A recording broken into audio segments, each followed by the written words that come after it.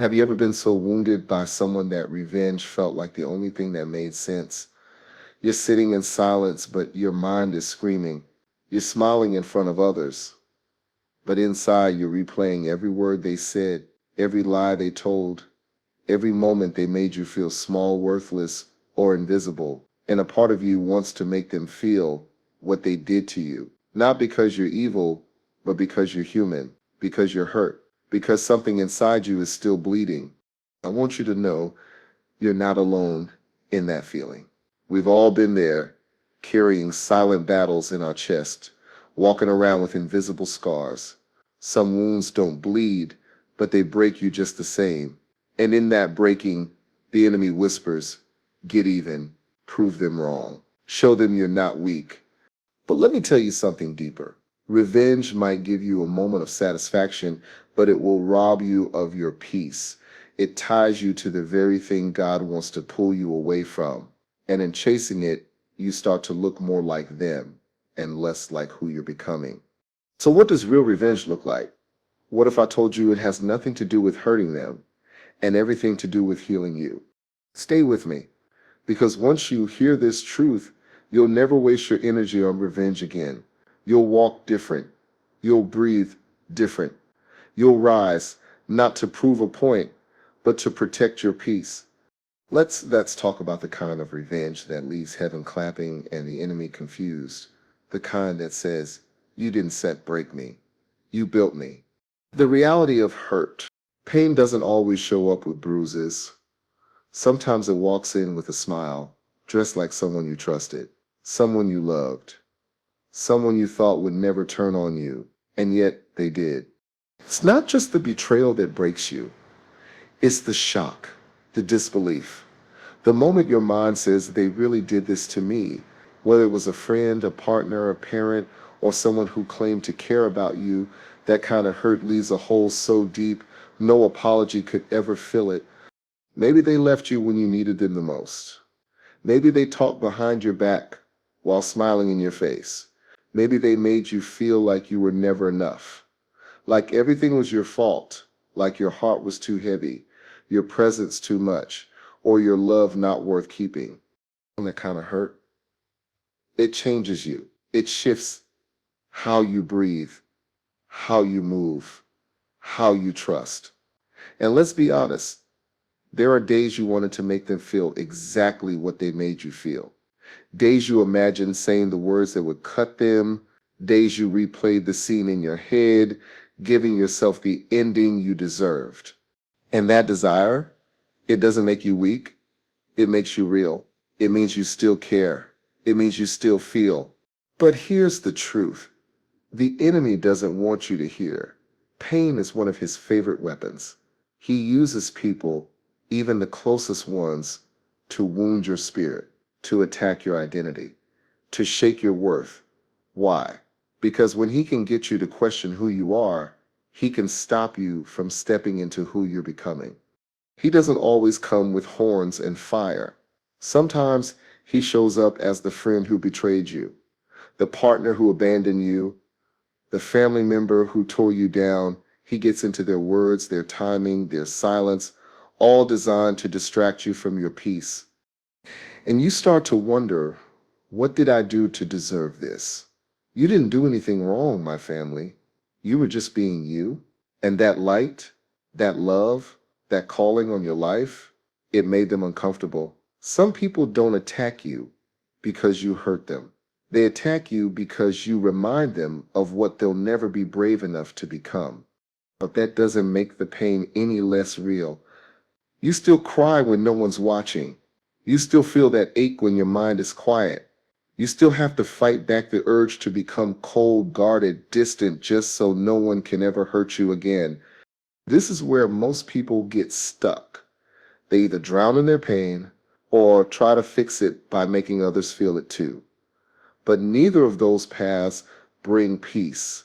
They only keep you trapped in the same story, reliving the same wound over and over again. And I get it. You're tired. Tired of being the strong one. Tired of pretending it didn't hurt. Tired of carrying what they caused. But before you give in to bitterness, Before you let revenge become your comfort, I want to offer you a different way, not a weaker way, a wiser one. Because real power isn't in making them suffer, it's in becoming untouchable, not by hardening your heart, but by healing your soul. The enemy wants you bitter, God wants you better. Stay with me. The next part might be the most freeing thing you've ever heard. Why revenge doesn't heal you. Revenge feels like control, like taking your power back, like finally getting the last word when everything inside you was left on read, ignored, or walked over. You tell yourself, if I make them feel even half of what they did to me, I'll be free. But the truth is, revenge is a trap that looks like justice. It doesn't heal you, it just makes sure you stay tied to the pain a little longer. Think about it. Every time you plot, replay, or fantasize about what you'll say or do to get even, you're still giving them space in your mind. They hurt you once. But now you're letting that hurt live rent free in your spirit day after day. That's not freedom. That's emotional prison. God never designed us to carry that kind of weight. He didn't say you fix them. He said vengeance is mine. That's not weakness. That's wisdom. Because the God who sees everything, the lies, the betrayals, the moments no one else noticed, is also the God who settles every score without destroying your soul in the process. When you take revenge into your own hands, you risk becoming the very thing you hated. You start to mirror their cruelty, their silence, their selfishness, and slowly the person you were kind, warm, faithful starts to disappear behind layers of pain and pride. You become colder, harder, not because you want to, but because you're tired of being hurt. And here's the real danger. Holding on to revenge doesn't just keep the memory alive, it keeps you tied to the person who broke you spiritually, emotionally, even energetically. You're still connected. It's like dragging around a chain that you think is armor, but it's actually a curse. Every time you feed that grudge, you delay your healing. Every time you replay that moment, you reopen the wound. You were not created to live in survival mode. You were not created to be reactive. You were created to rise, but you can't rise if you're carrying rage. You can't soar if your hands are busy throwing stones. What if I told you that peace is more powerful than revenge? That walking away and healing in silence will torment your enemies more than anything you could ever say? Because when someone hurts you, they expect you to lash out, they expect you to crumble. But when you grow instead, when you smile, thrive, and move forward, that's the kind of revenge they'll never be able to understand. And I get it. It's hard, especially when they never apologized, when they moved on like it was nothing, when they keep pretending like they were the victim. But hear me, just because they walked away doesn't mean God did. Just because they buried the truth doesn't mean God forgot it. Every tear you cried in secret was seen. Every time you bit your tongue instead of clapping back, God saw that restraint. And in the kingdom, silence is louder than shouting. Let God be your defender. Let him handle what you cannot. Because when you try to carry revenge, you block your blessings. You make room for bitterness where peace was meant to live. You don't need to prove anything. Your healing will speak for itself. And the same people who mocked your pain will one day witness your restoration. So let go, not for them, but for you. You deserve a life that isn't anchored to pain. You deserve a future that isn't built on old wounds. Keep listening, because now we're about to uncover what the best revenge really looks like, and it's not what the world tells you, it's better. The best revenge, rise in silence. There's something sacred about choosing silence over chaos, about turning your back, not in pride, but in peace, about saying nothing and letting your life speak instead. The best revenge isn't in making noise. It's not in proving a point. It's not in getting even. It's in rising so high that the ones who try to break you can no longer reach you, not with words, not with guilt, not even with memories, Revenge may feel satisfying for a moment, but transformation, that's eternal. That's what really shakes the room. When you go quiet, when you pull back, when you start working on yourself behind closed doors, that's when the healing begins. That's when the real glow up happens. Not the one they can see, but the one heaven applauds. See, they expected you to fall apart. They expected you to become bitter. But what they didn't expect was your growth. They didn't expect you to use the pain as fuel. They didn't expect you to stop reacting, to stop needing closure, to stop chasing validation from people who were never built to love you right. That's the power of rising in silence. You don't need to announce it. You don't need to make a post about it. Just move different, heal loud and quiet ways. Let your spirit grow stronger. Let your mind become clearer. Let your circle get smaller. And most of all, let your peace speak louder than your pain ever did. Because when you rise in silence, something happens in the spirit realm. God begins to elevate you, not to show off, but to show out. He uses what was meant to harm you as the foundation for your next level. He takes the pieces they tried to break and builds you a life they can't enter. You start walking in purpose. You start attracting better energy. You start aligning with who you were always meant to be. Not the version of you shaped by pain, but the version of you refined by fire. And that stings more than revenge ever could. Because people who hurt others don't expect them to heal. They don't expect them to find peace, to forgive, to move forward with grace.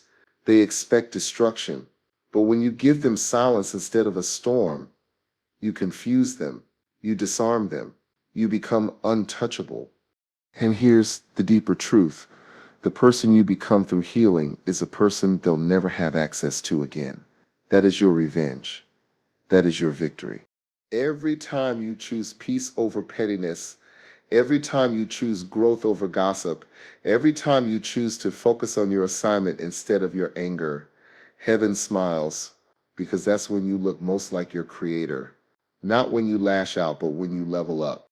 So don't waste your energy proving yourself to people who were committed to misunderstanding you. Don't go back to explain your worth to someone who couldn't recognize it when it was standing right in front of them. Just rise quietly, powerfully, completely. Let them wonder how you got there.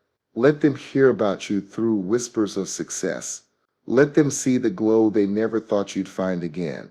And when they come looking, when they try to re-enter the story they damaged, may they find a version of you they can't reach. That's the best revenge. Not revenge at all, just peace. Peace that they didn't give you. Peace they can't take from you. Peace that only comes from God.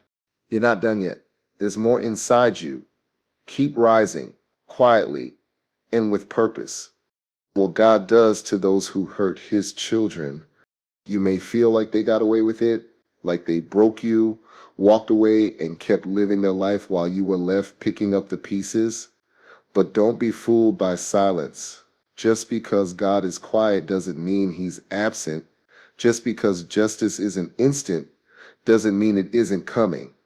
God sees everything, the whispered lies, the secret betrayals, the manipulation no one else noticed, the tears you cried alone, the nights you prayed for strength just to keep going. He didn't miss a moment, not one. And here's what you need to know about God. He doesn't overlook injustice. He doesn't brush off pain.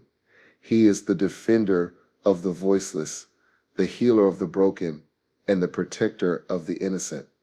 When someone rises against one of his children, they may think they've won, but heaven starts moving. Look at Joseph. His own brothers threw him into a pit, sold him, lied to their father, left him to be forgotten. And for years, Joseph sat in places that didn't look like his promise: prison, servitude, silence. But God was watching, God was preparing, God was working behind the scenes, and in one moment, everything shifted. Joseph went from prisoner to ruler, from forgotten to favored. And the very people who tried to destroy him, they had to come back and bow. That's how God moves, not with chaos, but with undeniable clarity.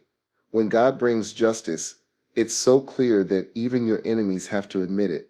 He doesn't just expose those who hurt you, he humbles them, and not to feed your ego, but to show that no weapon formed against his child will ever prosper. Some people think silence is weakness, that because you didn't fight back, you were defeated.